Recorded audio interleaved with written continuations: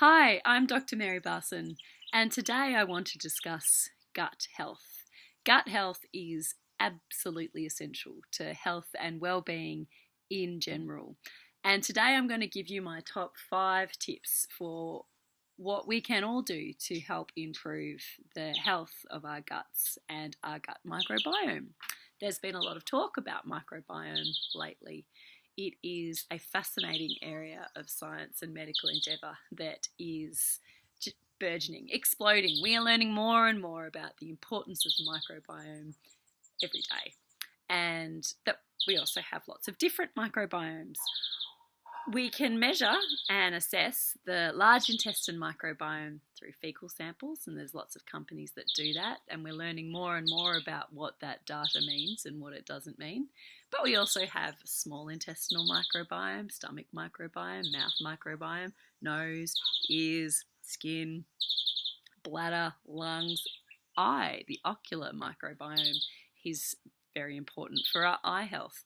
So it's an incredibly important topic about how we look after these little microorganisms for which we are the custodians and for which we have what should be a mutually beneficial symbiotic relationship.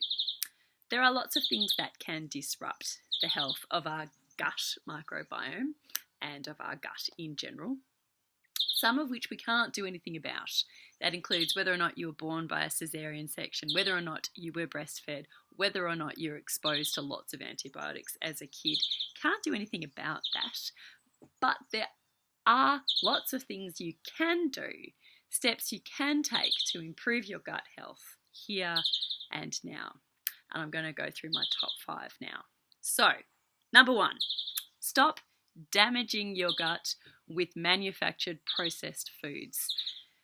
Just avoid manufactured foods. There are lots of dietary additives in processed foods that damage our gut, such as the dietary emulsifiers, which have the wonderful name of carboxymethylcellulose or polysorbate 80.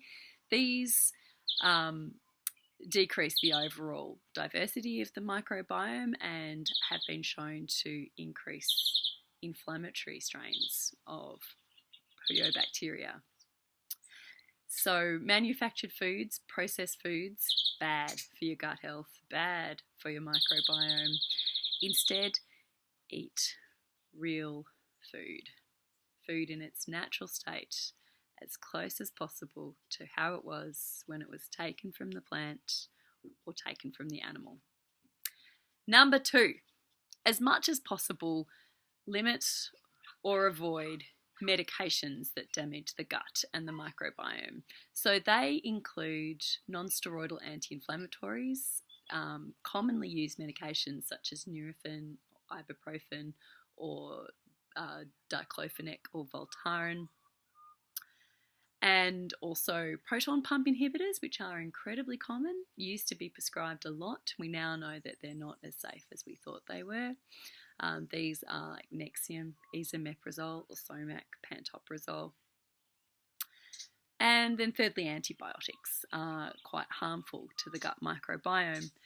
Of course, there are going to be times when we need these medications, but it's important to weigh up the risks and benefits of any medication and weighing up the risks that any medication may pose to your gut health. Then my third tip is to eat a rainbow. There are lots of nutrients and prebiotics that our gut needs and our gut microbiome needs in order to thrive. So eat as many different coloured, low carb, healthy vegetables, fruits, nuts and seeds as you can. Your purples, greens, reds, oranges, yellows, blacks, all of these beautiful, beautiful prebiotic and nutrient-rich foods. Eat as many different colours as you can. Number 4 is probiotic foods and probiotic activities. So I mentioned prebiotics for. Prebiotics is basically digestible fibre that the little microbes can eat. And probiotics is actually food that contain bacteria themselves. And they are helpful for our gut. When we eat probiotic foods, it actually helps modulate the bacteria that we already have within our gut. It's really, really interesting. So probiotic foods include fermented foods like sauerkraut or kefir or kimchi or whatever you like. But also probiotic activities like being outside in the dirt. We're inhaling microbiome, we're inhaling microbes when we're outside, getting into the garden, being out on a farm, walking through nature, out at the beach. All of these things are also probiotic activities and are good for your gut. And then finally, number 5 is fasting. Intermittent fasting is also very useful for gut health. Going without food for a little while gives the gut a rest and seems to be profoundly anti-inflammatory for the gut. And it also allows certain bacteria to grow. There are certain important bacteria that like to eat the mucilage or the mucus lining, and they really only get a chance to do that when we stop eating.